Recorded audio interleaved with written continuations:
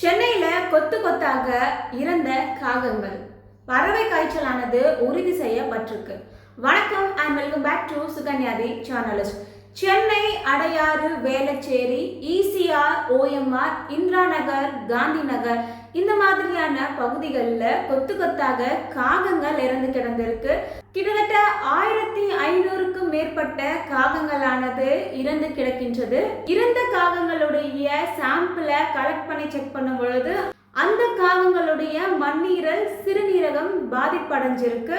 காஞ்சிபுரம் கால்நடை நோய் தடுப்பு புலனாய்வு குழுவானது போபால் தேசிய விலங்குகள் மற்றும் நோய் கட்டுப்பாட்டு புலனாய்வு நிறுவனத்திற்கு இந்த சாம்பிள்ஸை சேகரித்து அனுப்பியிருக்காங்க. அண்ட் இதன் மூலமாக பறவை காய்ச்சலானது உறுதி செய்யப்பட்டிருக்கு. H5N1 அவியன்ஸ் இன்ஃப்ளூயன்சா இது பறவைகள்ல இருந்து மனிதர்களுக்குமே பரவக்கூடிய ஒரு வாய்ப்பானது அதிகமாகவே இருக்கு. பட் ஸ்டில் இந்த ஒரு வைரஸ் ஆனது ஹியூமன்ஸ் கிட்ட ஸ்ப்ரெட் ஆகல. அனிமல் டு ஹியூமன் டிரான்ஸ்மிஷன் ஆனது இந்த ஒரு வைரஸ்ல இருக்கு. மத்திய கால்நடை ஆராய்ச்சி நிறுவனம் ஒரு கடிதத்தை ஒன்று எழுதியிருக்காங்க தலைமை செயலாளருக்கு. இதன் மூலமாக முன்னெச்சரிக்கை நடவடிக்கையானது ஏற்படுத்த வேண்டும் சொல்லிட்டுமே அவங்க அந்த கடிதத்துல அறிவுறுத்தி இருக்காங்க. இந்த ஒரு பறவை காய்ச்சலுடைய சிம்டம்ஸ் என்ன? உடல் சோர்வு, காய்ச்சல், இருமல், தலைவலி, தொண்டைப்புண், குமட்டல், வாந்தி, முக்கியமா இந்த பிரீத்திங் மூச்சு திணறலானது ஏற்படும். இந்த ஒரு பறவை காய்ச்சலோட சேர்ந்து 2 முதல் 3 நாட்களுக்குள்ளேயே மூச்சு திணறலானது அதிகமாக இருக்கும்னு சொல்லியிருக்காங்க. அண்ட் இந்த மாதிரியான சிம்டம்ஸ்லாம் இருக்கும் பொழுது ஒன்ஸ் டாக்டர் கிட்ட போயிட்டு கன்சல்ட் பண்ணிக்கிறது நல்லது. முன்கூட்டியே நம்ம 100% இதை குணப்படுத்துறதுக்குமே வாய்ப்புகள் அதிகமாகவே இருக்கு. இந்த மாதிரியான நோய்கள் மூலமாக ஸ்ப்ரெட் ஆகுறவங்களை தனிமைப்படுத்தி வைக்கணும். வீட்டில் இருக்கிற ஒவ்வொருத்தவங்களுமே பரிசோதனை பண்ணிக்க வேண்டியதுமே அவசியமாக இருக்கு. இந்த ஒரு பறவை காய்ச்சல்ல இருந்து நம்ம தப்பிக்க பேசிக்கா நம்ம ஹைஜீனா இருக்கணும். இறந்த அந்த பறவைகளை கையில தொடவே கூடாது. ஒரு கிளவுஸ் அதெல்லாம் யூஸ் பண்ணி தான் அந்த பறவைகளை டிஸ்போஸ் ஆனது பண்ணணும். அது மட்டும் இல்லாம மாநகராட்சிக்கு நம்ம கால் பண்ணோம்னா அவங்க அதை சுத்தமாக கிளீன் பண்ணிட்டு அதை டிஸ்போஸ் பண்ணுவாங்க. கொஞ்ச நாளைக்கு பறவைகள் கூட ஒரு சோஷியல் டிஸ்டன்ஸுமே மெயின்டைன் பண்றது ரொம்பவே நல்லது. நம்ம வீடு, மொட்டை மாடி இந்த மாதிரியான இடங்கள்ல நம்ம காகங்களுக்கு சாப்பாடானது வைப்போம். அந்த காகங்களுடைய எச்சில் மூலமாக கூட இந்த ஒரு நோயானது பரவதற்கு வாய்ப்பு இருக்கு.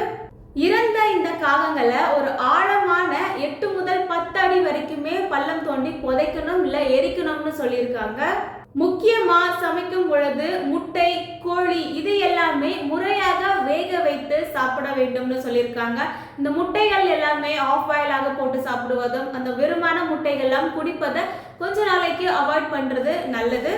இப்ப ரீசெண்டா மற்ற மாநிலங்கள்ல இருந்து வருகின்ற இறைச்சிகளை ரெஸ்ட்ரிக்ட் பண்ணியிருக்காங்க. கொண்டு வர்றதுக்கான அனுமதியுமே கிடையாது. இந்த பறவை காய்ச்சலானது A to H டிரான்ஸ்மிஷன், அதாவது அனிமல் டு ஹியூமனுக்கு பரவக்கூடிய வகையில் இருக்கு. அண்ட் இது மோஸ்டா இந்த மார்க்கெட்டு, இந்த பவுல்ட்ரி ஃபார்ம், பண்ணைகள்லாம் வச்சிருப்பாங்க அந்த இடங்கள்ல அதிகமாக பரவும். ஸோ இந்த மாதிரியான இடங்கள்ல ஒரு ஹைஜீனா வச்சிருக்கிறதா இருக்கட்டும், அந்த கேஜ் எல்லாமே கிளீன் பண்றதா இருக்கட்டும், ப்ராப்பரான மெயின்டைன்லாம் பண்ணும் பொழுது இதை நம்ம தடுக்க முடியும். மோஸ்டா இந்த கறிக்கடைகள், பறவைகள் இருக்கக்கூடிய அதனுடைய கழிவுகள், அதோட வேஸ்டேஜை மொத்தமாக வந்து எடுத்து வச்சிருப்பாங்க. இந்த மாதிரியான அன்ஹைஜீனிக்கா பண்ணக்கூடிய விஷயங்களுமே இந்த மாதிரியான பறவை காய்ச்சலுக்கு வழிவகுக்கும்னு சொல்லியிருக்காங்க.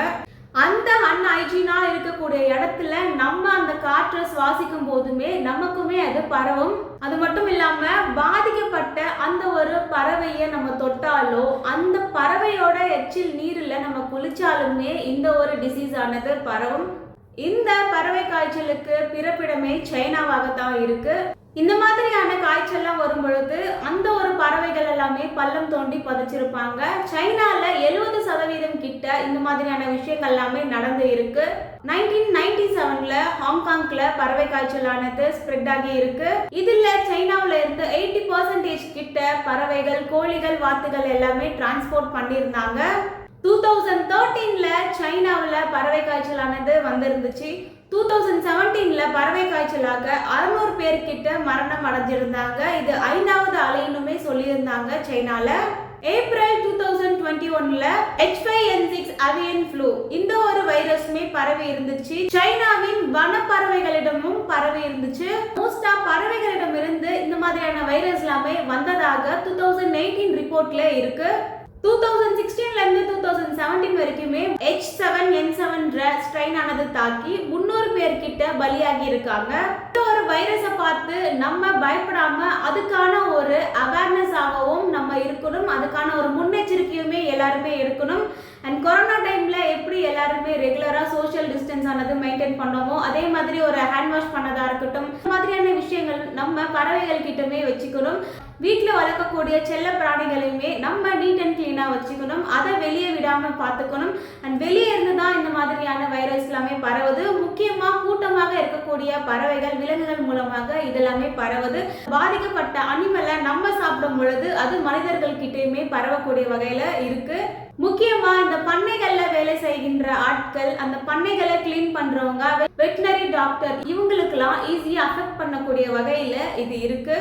அண்ட் அவங்க எல்லாருமே இன்னும் ப்ரிவென்டிவா இருக்கணும். கோழி, வாத்து பண்ணைகள் இந்த மாதிரியான இடங்கள் எல்லாமே இன்னுமே ஒரு கண்காணிப்பானது தேவைப்படுது. இந்த மாதிரியான காய்ச்சல் சிம்டம்ஸ் எல்லாமே பரவி இருக்கான்னு சொல்லிட்டு நம்ம செக் பண்ணிக்கணும். ஒன்ஸ் நமக்கு காய்ச்சல் இல்ல பிரீத்திங் இஷ்யூஸ்லாம் வரும் பொழுது டாக்டர் கிட்ட போய் கன்சல்ட் பண்ணிக்க வேண்டியது ரொம்பவே முக்கியம். கிளி மற்ற பறவைகள், கோழிகள்ல இந்த ஒரு பாதிப்பானது இப்போதைக்கு இல்லைன்னு சொல்லியிருக்காங்க. இந்த மாதிரியான இஷ்யூஸ் கொசுக்கள் மூலமாகவுமே மனிதர்களுக்கு பரவக்கூடிய வகையில இருக்கு. ஸோ கொசுக்கள் கிட்ட இருந்துமே இந்த சீசன்ல நம்ம தள்ளி இருக்க வேண்டியது ரொம்பவே அவசியம். 2 to 3 நாட்களுக்குள்ள காய்ச்சல், மூச்சு திணறல்லாம் ஏற்படும் பொழுது நம்ம டாக்டர் கிட்ட போயிட்டு கன்சல்ட் பண்ணிக்க வேண்டியது ரொம்பவே அவசியம்னு சொல்லியிருக்காங்க. பண்ணைகள் வைத்திருப்பவங்க பறவைகளுடைய இம்யூனிட்டியை பூஸ்ட் பண்ணக்கூடிய வகையிலும் அந்த கேஜ் எல்லாமே கிளீன் பண்ணி ப்ராப்பரா ஒரு ஹைஜீனிக்கா மெயின்டைன் பண்ண வேண்டியதுமே அவசியம்னு மருத்துவர்கள் சொல்லியிருக்காங்க. இந்த ஒரு பறவை காய்ச்சலால யாரும் பயப்பட வேண்டாம்னு சொல்லியிருக்காங்க. அண்ட் இதுக்கான ஒரு ப்ரிகாஷன் ஸ்டெப்ஸை மட்டுமே ஃபாலோ பண்ணாலே இது எல்லாமே நம்ம தவிர்க்கலாம். அண்ட் இந்த ஒரு பறவை காய்ச்சல்ல இருந்து தப்பிக்க நம்ம இது எல்லாமே ஃபாலோ பண்ண வேண்டியது ரொம்பவே முக்கியமாக இருக்கு. இந்த மாதிரியான மான்சூன் சீசன்ல பல நோய்கள் எல்லாமே பரவிட்டு இருக்கும். அண்ட் இதெல்லாம் தடுக்கக்கூடிய வகையில எந்த மாதிரியான ஸ்டெப்ஸ்லாம் எடுக்கலாம்னு நீங்க நினைக்கிறீங்கன்னு கமெண்ட்ல டைப் பண்ணுங்க. அண்ட் எல்லாருமே அவேரா இருங்க. அண்ட் யாரும் இந்த இஷ்யூவை பார்த்து பயப்படாம நம்ம அதுக்கான ஒரு ஸ்டெப்ஸ் அண்ட் அவேர்னஸை கண்டிப்பா எடுக்கணும். இந்த மாதிரியான ஒரு வைரஸ்ல இருந்து நம்ம எல்லாருமே நம்மளை பாதுகாத்துக்கணும், முன்னெச்சரிக்கையாகவுமே இருக்கணும். அண்ட் இந்த ஒரு வீடியோ பத்தி நீங்க என்ன நினைக்கிறீங்கன்னு கமெண்ட்ல டைப் பண்ணுங்க. உங்களுக்கு இந்த வீடியோ யூஸ்ஃபுல்லா இருந்தா லைக் பண்ணுங்க, கமெண்ட் பண்ணுங்க, சப்ஸ்கிரைப் பண்ணுங்க அண்ட் ஷேர் பண்ணுங்க. மீண்டும் ஒரு வீடியோல மீட் பண்ணலாம். Thank you, by.